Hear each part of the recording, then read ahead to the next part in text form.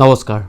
প্ৰাসংগিক প্ৰেক্ষাপট অনুষ্ঠানলৈ আপোনাক সকলোকে স্বাগতম জনাইছো আমাৰ আজিৰ অনুষ্ঠানৰ অতিথি এগৰাকী যুৱ নেতা মেধাসম্পন্ন জনপ্ৰিয় যুৱ নেতা গৰাকী সম্ভাৱনীয়তাৰ প্ৰতীক কিন্তু তাৰ মাজতে আছে বহু কথা স্বাগতম জনাইছো বনমালী শৰ্মা ডাঙৰীয়া এগৰাকী জনপ্ৰিয় যুৱ নেতা হিচাপে ৰাইজৰ মাজত আপুনি পৰিচিত নিৰ্বাচনলৈ মাজত কেইটামান দিন বাকি আছে বৰ্তমান বিজেপিৰ সাংগঠনিক স্থিতি কেনে পৰ্যায়ত আছে চিপাঝাৰ সমষ্টিত চিপাঝাৰত বিজেপিৰ স্থিতি সবতকৈ শক্তিশালী আৰু বিজেপিয়ে বিগত লোকসভা ইলেকশ্যনতো কংগ্ৰেছ দলতকৈ যথেষ্ট ভোট বেছি পাবলৈ সক্ষম হৈছিল আৰু বৰ্তমান 25টা গাঁও পঞ্চায়তেৰে গঠিত এই চিপাঝাৰ বিধানসভা সমষ্টিৰ প্ৰায় প্ৰান্ততে আমাৰ এটা ভাল শক্তিশালী ভেটি আছে আৰু চিপাঝাৰত বিজেপিৰ জয় নিশ্চিত আপুনি বিজেপিৰ এগৰাকী সক্ৰিয় কৰ্মী আপুনি চিপাঝাৰ অঞ্চলৰ প্ৰতিটো চুক কোণ দেখিছে বিজেপি চৰকাৰৰ 5 বছৰ উকলিবৰ হ'ল আপোনাৰ দৃষ্টিত আজিৰ তাৰিখত যদি সুধো তেতিয়াহ'লে চিপাঝাৰ সমষ্টিৰ মূল সমস্যা কোনটো আমি যদি চাওঁ খোৱা পানী স্বাস্থ্য শিক্ষা যাতায়াত ব্যৱস্থাকে ধৰি কৃষি ক্ষেত্ৰত বা নিবনুৱা সমস্যাৰ ক্ষেত্ৰত যথেষ্ট আমাৰ কৰণীয় আছে চাওক নিবনুৱা সমস্যা কেৱল চিপাঝাৰতে নাই সমগ্ৰ অসমতে নিবনুৱা সমস্যা আছে তিনিটা প্ৰধান সমস্যাৰ কথা কওক যিকিটা নেকি চিপাঝাৰ সমষ্টিত আজিও সমাধান নহ'ল আমাৰ চাওক কি আমাৰ চিপাঝাৰৰ আটাইখিনি ৰুৰেল পাৰ্টত হয় যদিও এইবাৰ টাউন কমিটি গঠন হৈছে ফুল ফ্লেজেড হোৱা নাই সেইটো কাৰণে আটাইখিনি ব্যক্তি কৃষি কৰ্মৰ লগত জড়িত সেই হেতুকে কৃষিক এক মাত্ৰা দিয়াৰ কাৰণে যিখিনি ইৰিগেশ্যনৰ চিষ্টেম বা সাইন্টিফিক ৱেত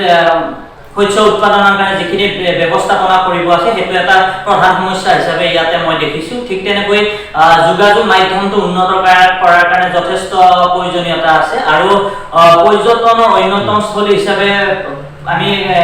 পুৰুৱা অঞ্চল নতুবা পথৰ ঘাটক আমি মাত্ৰা দিব লাগে সেইখিনি আমাৰ কৰিবলগীয়া আছে অসমত বিজেপি চৰকাৰ কেন্দ্ৰত বিজেপি চৰকাৰ তাৰ পিছতো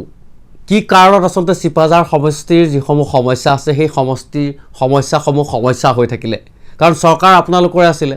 চৰকাৰ থকাৰ পিছতো কি কাৰণে আপোনালোকৰ সমস্যাসমূহ এতিয়া সমস্যা হিচাপে থাকি গ'ল মই কৈছোঁ সেই 1969 চনৰ পৰা বা 1894 চনৰ পৰা যি ইতিহাস চিপাঝাৰৰ লগত জড়িত হৈ আছে যথেষ্টখিনি হৈছে যদি কৰণীয় আছে বুলি কৈছোঁ আমাৰ একেদিনে যিহেতু সমস্যাসমূহৰ সমাধান নহয় সেই হেতুকে আমি কৰি যাব লাগিব মই তাৰ ভিতৰত সেই তিনিটা এটা প্ৰধান মাত্ৰা দিয়াৰ কাৰণে প্ৰয়াস কৰিম বুলি মোৰ মনত ধৰি লৈছোঁ শৰ্মা ডাঙৰীয়া আপুনি বিভিন্ন সমস্যাৰ কথা ক'লে কিন্তু চিপাঝাৰ সমষ্টিৰ আটাইতকৈ যদি ডাঙৰ সমস্যা আছে আজিৰ তাৰিখত তেনেহ'লে গৰাখহনীয়াৰ সমস্যা কুৰুৱালৈ যদি আপুনি যায় প্ৰায় 200ৰো অধিক গাঁও কুৰুৱাত ব্ৰহ্মপুত্ৰৰ বুকুত বিলীন হৈ গ'ল কিন্তু আপোনাৰ সমষ্টিৰ সমস্যাৰ তালিকাত কি কাৰণে চিপাঝাৰৰ যি কুৰুৱাৰ সমস্যা আছে গৰাখহনীয়াৰ সমস্যা সেই গৰাখহনীয়াৰ সমস্যা কিন্তু আপোনাৰ তালিকাত নাই নহয় মানে মই কৈছোঁ সমস্যাৰে জড়িত আমাৰ চিপাঝাৰত আছে কিন্তু প্ৰধান তিনিটাৰ কথা কোৱাৰ লগে লগে আমি আৰ্থ সামাজিক ক্ষেত্ৰখন উন্নয়নৰ ক্ষেত্ৰত এইবোৰ কথা আমি চাইছোঁ আৰু তাত গৰাখহনীয়া বানপানীকে ধৰি যথেষ্ট সমস্যা আছে মই নিজে দেখিছোঁ এটা বেলেগ প্ৰশ্ন আপুনি ৰাজনীতিলৈ কি কাৰণে আহিল ৰাজনীতিৰ প্ৰতি আকৃষ্ট হোৱাৰ আঁৰত চাওক সমাজনীতি আৰু ৰাজনীতি যিটো এটা মুদ্ৰাৰ ইপিঠি আৰু সিপিঠি বুলি ক'ব পাৰি আমি সমাজনীতিৰ জৰিয়তে সমাজখন সংস্কাৰৰ কাৰণে যথেষ্ট কৰোঁ কিন্তু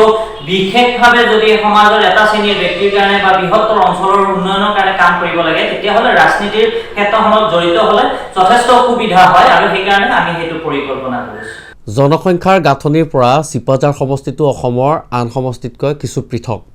ইয়াত মুছলমান ভোটাৰৰ যথেষ্ট সংখ্যক আছে উগ্ৰ হিন্দুত্ববাদে বিজেপিৰ ভোট বেংকত আঘাত হানিব পাৰে নেকি 2021 চনৰ নিৰ্বাচনত চিপাঝাৰ সমষ্টি আপোনালোকে জানে 8টা মৰ্চাৰ ভিতৰত এটা মৰ্চাই হৈছে বিজেপি সংখ্যালঘু মৰ্চা সেইটো কাৰণে প্ৰত্যেকটো মণ্ডল পৰ্যন্ত সংখ্যালঘু মৰ্চাৰ আমাৰ কৰ্মকৰ্তা আছে তেখেতসকলে সংখ্যালঘু এৰিয়াত কাম কাজ কৰি আছে বৰ্তমানৰ যুৱ নেতাসকলৰ ভিতৰত চিপাঝাৰ সমষ্টি আপুনি এগৰাকী জনপ্ৰিয় যুৱ নেতা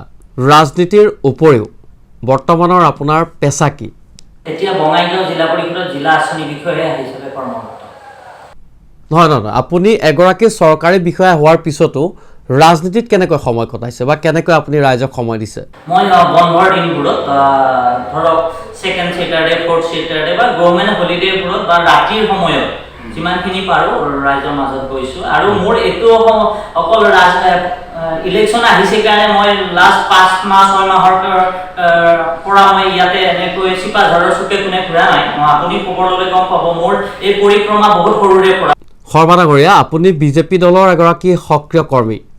এক্সেক্টলি চৰকাৰী চাকৰি কৰি থকা অৱস্থাত আপুনি ৰাজনীতিও কৰি আছে একেলগে পাৰি জানো চৰকাৰী কৰ্মচাৰী হোৱাৰ পিছত ৰাজনৈতিক দলৰ লগত প্ৰত্যক্ষভাৱে জড়িত হ'ব পৰা তেনেকুৱা কিবা আছে নেকি চৰকাৰ যাৰ য'ত কৰ্মচাৰীটোত আমি তেনেকুৱা এটা নীতি আছে আৰু আমি কোনো চৰকাৰৰ বিৰুদ্ধাচৰণ কৰা নাই আমি আমাৰ আদৰ্শৰে সমাজৰ হকে কাম কৰা এটা মানসিকতা কৰিছো আৰু যদি তেনেকুৱা হয় তেতিয়াহ'লে কোনো ব্যক্তিয়ে চাকৰি কৰা ব্যক্তিয়ে পলিটিক্সত আহিবই নোৱাৰে